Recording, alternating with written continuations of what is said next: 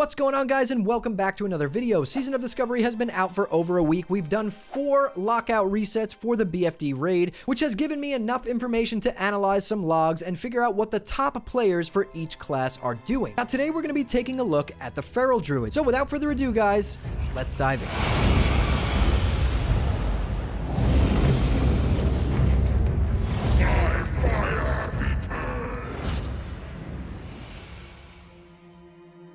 Okay, so for Feral Druid, we have these nice Wowhead guides that were put up the other day for the best in slot gear, runes, talents, and it all matches up to the log, so it is extremely accurate. So what we're going to do for our Feral Druid DPS talents are going to be basically the first 5 points. You can put them into Improved Wrath or 5 points into Nature's Grasp, but I would prefer to put them into Improved Wrath because if you're trying to parse, you're trying to do the most damage possible, there may be some instances where you are away from the boss and need to cast a few Wraths, and having this reduced cast time would benefit your damage, whereas Nature's Grasp wouldn't benefit your damage at all. The next 5 points are going to go into Natural Weapons, which will increase the damage you deal with physical attacks in all forms by 10%, and then Omen of Clarity. This is huge. It imbues the Druid with natural energy.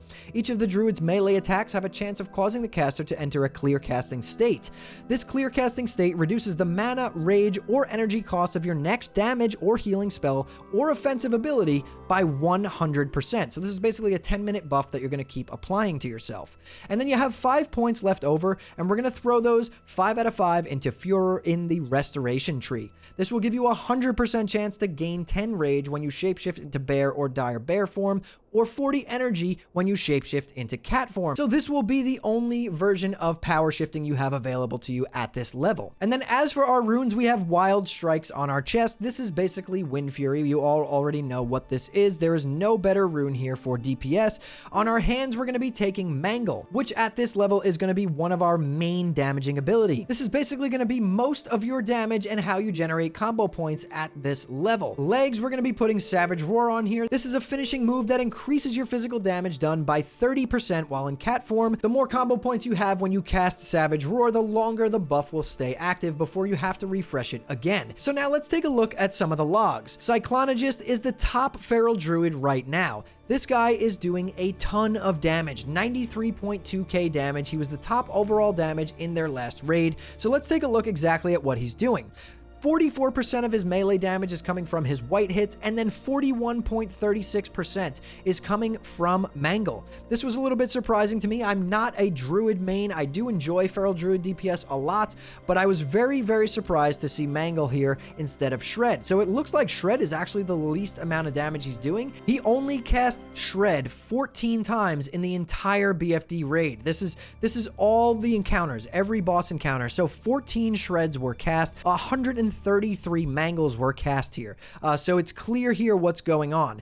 Basically, melee auto-attacking, Mangle to build combo points, keeping Savage Roar up, keeping Omen of Clarity up, Wild Strikes is automatically on because it's your chest rune, and then it looks like at some points, maybe when there's a lot of movement, he's keeping Sunfire up on the boss, which you can do in cat form. So there may be a couple of fights where equipping your Sunfire rune may be the right move here. And then even Rip, he only cast Rip 8 times in the entire raid, every boss fight. 8 times is not that much, so it looks like really what's happening here is most of your damage is coming from your autos and your Mangle, and he's probably just using those combo points to keep Savage Roar up and casting Rip whenever there's a surplus, right? So if there's 15 seconds left on Savage Roar and he somehow has 3 or 4 combo points, he could dump those into Rip and then start building up again before Savage Roar runs out. That's what I would do, and that looks like what this person is doing right here. So now let's take a look at some of the best in-slot gear for your Feral Druid DPS. Starting with our headpiece, you're going to be going for the Twilight Slayer's Cowl. This is your tier piece. The Twilight Slayer tier set is going to be massive for Feral Druids. The 2-piece set bonus gives you 12 extra attack power, and the 3-piece set bonus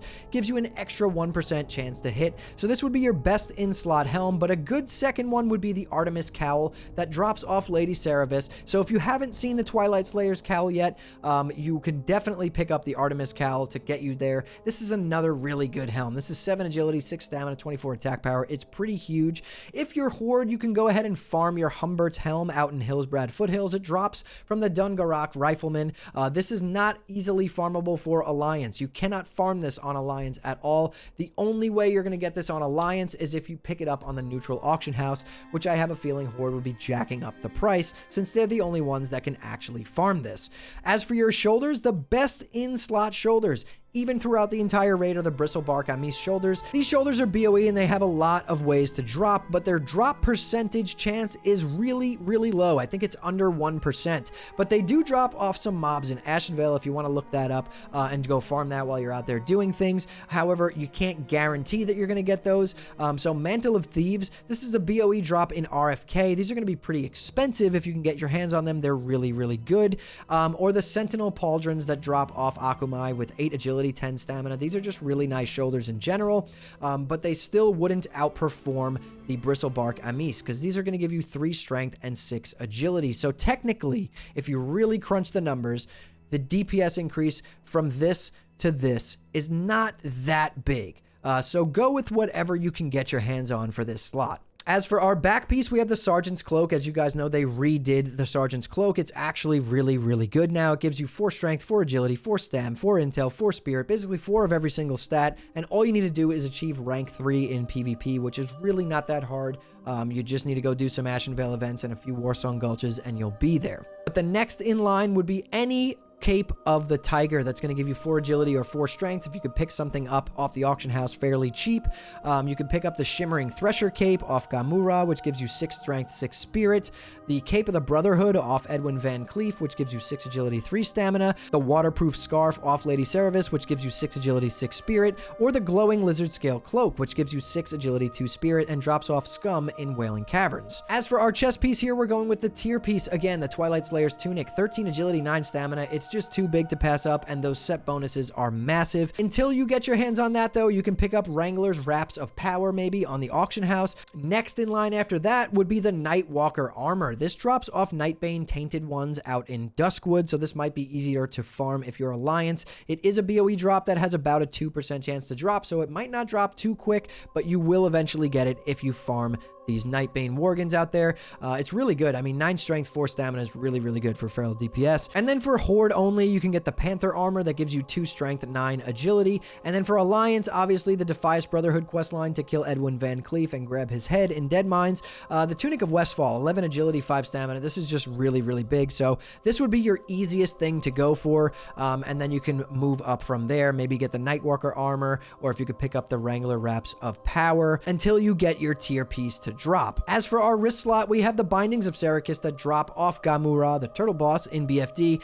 6 strength, 4 stamina on these. They have a 12.7% chance to drop, so not that common, but you will eventually see them if you haven't already.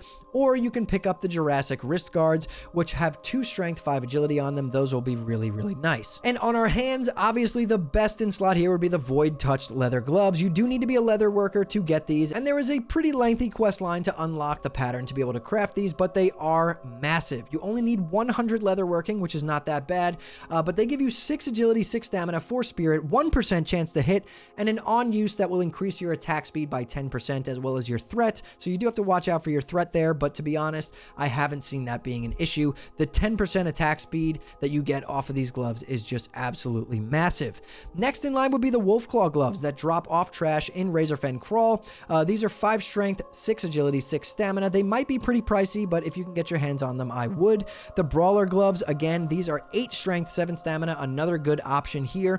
Or if you could pick up the Heavy Earthen Gloves, these are going to just give you a straight 16 attack power. These are crafted by leatherworkers, so you can either hit a leatherworker up, craft them yourselves, or see if you could pick them up on the auction house. As for our belt slots here, the Horde has it a little bit easier. The Deftkin Belt gives you 4 agility, 3 stamina, 12 attack power, but it's a Horde only quest in Ashenvale. And then we have the Scaled Leather Belt of the Tiger. This is a BOE world drop, but it is a random enchantment, so you got to check on your auction house and see if you could pick this up. Maybe check a few times a day. This will give you 6 strength, 6 agility. There's no better belt in this phase available to you, or even the Emblazoned Belt would do the trick. 7 strength, 3 stamina. This might be a little bit cheaper, but if you can get your hands on a Scaled Leather Belt of the Tiger, this would be your absolute best belt, even throughout the entire raid. Now for our legs. For Feral Druids, there are no better legs than the Leggings of the Fang. They drop off Lord Cobra, an 18% chance to drop in Wailing Caverns. These are 5 strength, 9 agility, 4 stamina.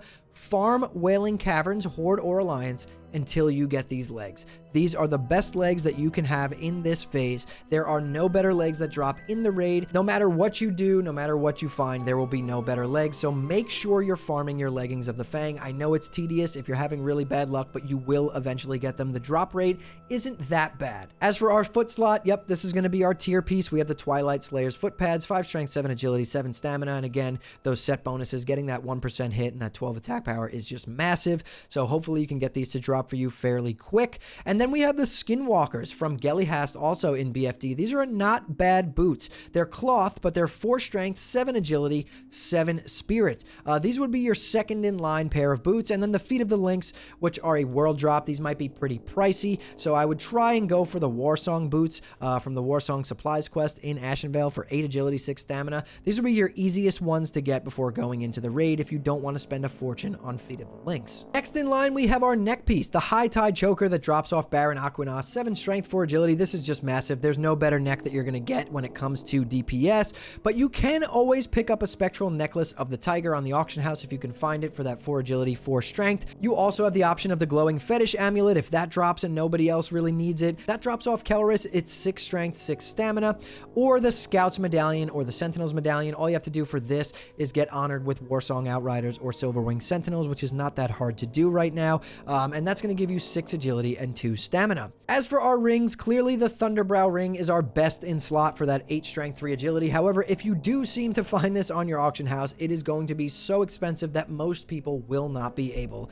to afford it. So the next in line would be for Horde. You can get the Band of the Iron Fist, which gives you 4 strength, 7 agility. The way you get this ring is by farming the mobs outside of BFD. It may even drop in BFD off of those mobs, but you're going to get a damp note that's going to start a quest. It's going to have you go talk to someone on the Zoram Strand, and then that person is then going to give you a quest to kill a boss in BFD, and you hand that in and you get this ring.